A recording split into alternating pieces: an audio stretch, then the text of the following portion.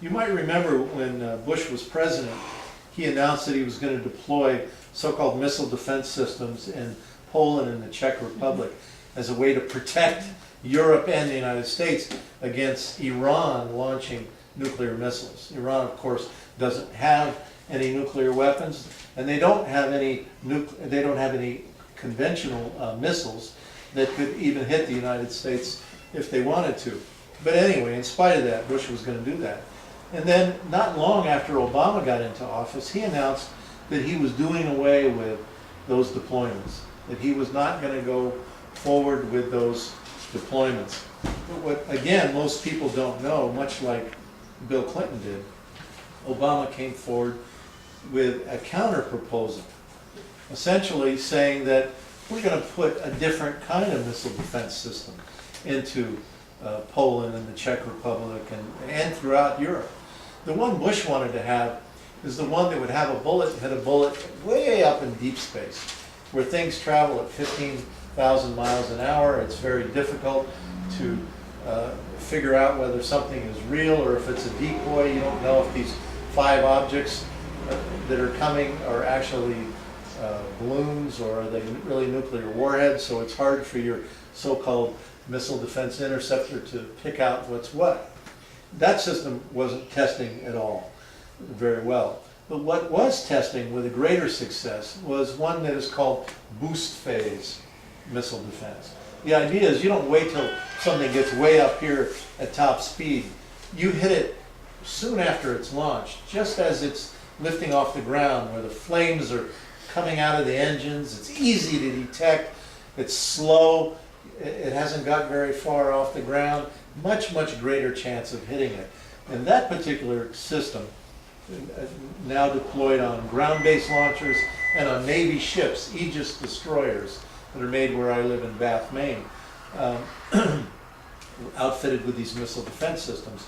These programs, Obama said, we're going to put these into Europe in place of the Bush proposals. And so Obama now is putting missile defense systems into Poland, 35 miles from the Russian border at Kaliningrad. He's going to put them in Romania and Bulgaria at new bases that the United States has recently built there. And as NATO is expanding eastward, soon likely into Latvia, Lithuania, and Estonia, and possibly even Georgia and Ukraine, the Obama administration is talking about putting these missile defense systems in those countries on ground-based launchers, essentially beginning an encirclement of Russia. At the same time, Obama has announced that these Aegis destroyers, these Navy ships, outfitted with these missile defense systems, are going to be deployed in the Black Sea, again, just right near Russia. And so the obvious question is, why does Obama want to recreate the Cold War with Russia? I thought he wanted to reset relations with Russia, right? Push the reset button. Remember that talk from Hillary Clinton? Why are they doing this? Well, could it be that Russia has the world's largest supply of natural gas? And is that why we're today beginning this military encirclement, and a very provocative encirclement of Russia? You know, Obama has recently negotiated this new START treaty with Russia that called for very modest reductions in nuclear weapons. The Russians are now saying that if Obama go forward with these deployments encircling us, we're going to have to pull out of this treaty. We're not going to be able to remain in this treaty. So it appears to me that Obama is really actually even going beyond where George W. Bush was on many of these particular programs and deployments. At the same time that we're surrounding Russia with this technology that is, again, all coordinated and directed by space, they're doing the same thing to China. Missile defense systems on ground-based launchers and these same Aegis destroyer ships are now being put into Australia, Taiwan, Japan, South Korea, and really inflaming things in the Asian Pacific. And today the U.S. is doubling its military presence in the Asian Pacific. Massive expansion going on in Guam as well of U.S. bases. It's, I think, important to know that China imports 80% of its oil through the East China Sea on ships. And so that if the United States was able to choke off the importation of Chinese oil, then we would essentially hold the keys to China's economic engine. So while on the one hand we aren't able to compete with China economically anymore, they really control that whole dynamic. It appears that the official military strategy of the United States today, especially at a time when fossil fuels are running out, a time when whoever controls fossil fuels will literally control the global economy, it appears that the United States military strategy is all about controlling access to oil, particularly when it comes to Russia and China. And so that appears to be our role in the coming period. A few years ago, I was again watching C-SPAN. Some of my most important moments of clarity as an organizer have been watching C-SPAN. On this particular occasion, it was during the Bush administration, and a speaker was introduced by the name of Thomas Barnett, who at that time was an instructor at the Naval War College in Rhode Island. He was introduced to this huge auditorium of people in military uniforms, high brass, generals, colonels, that kind of thing, and top-level CIA people they described as they introduced everyone. This Barnett was introduced as Donald Rumsfeld's strategy guy. And he went on to give the most incredible PowerPoint presentation I had ever seen. I went and took a lot of notes, and then I ordered the videotape afterwards because I said, no one is ever going to believe me when I tell them about this. I'm going to have to prove it to them. Well, basically what he said was that under corporate globalization of the world economy, every different country is going to have a different role, a different job. And he said, we in America, we're not going to make things anymore. We're not going to make shoes, we're not going to make clothes, we're not going to make cars, we're not going to make refrigerators or TVs, because it's cheaper for the corporations to go overseas and maximize profits internationally. And so what we're going to do, he said, is security export. Our job, he said, will be security export. And then he went and laid out what that meant. He said there's a part of the world that is not today submitting to the authority of corporate globalization. And he called it the non-integrating gap.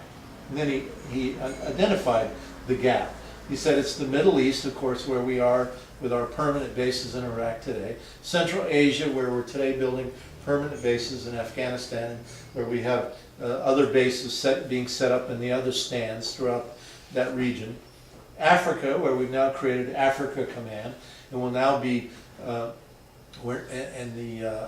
Africa Command's big job is to begin setting up basing relationships throughout the continent. And then parts of Latin America, where of course Venezuela, Hugo Chavez are not following the dictates of corporate globalization and the oil corporations. So he said our job under globalization will be to go into this non-integrating gap, secure it. He said because of space technology, the old distinction between Army, Navy, and Air Force and Marines is being really rubbed out because, as I said before, everything is net-centric now.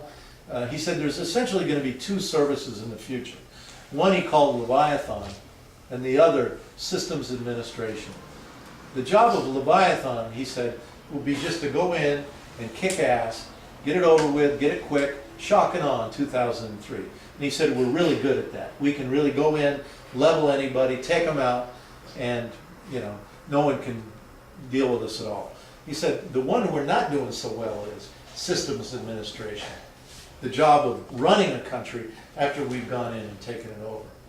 And so today, Lockheed Martin, for example, is getting massive contracts from the Pentagon to train generations of systems administrators to go into countries after we've gone in with Leviathan and taken them out to run these countries. And Barnett said, these people will never come home.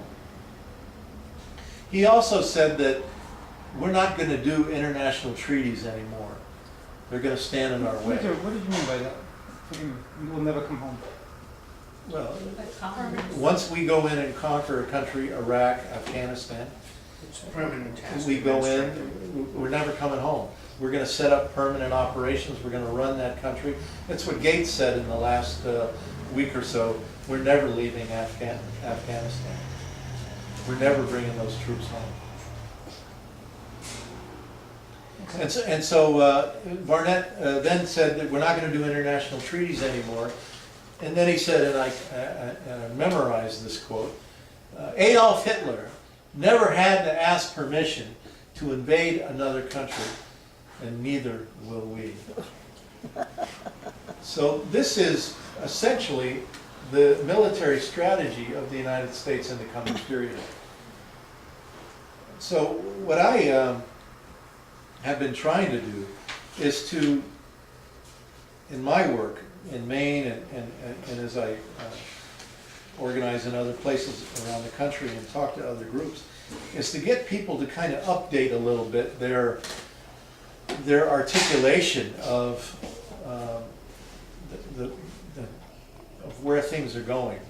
As I go around and I see people protesting, what I see is they're still holding the same signs generally that they were holding in 2003.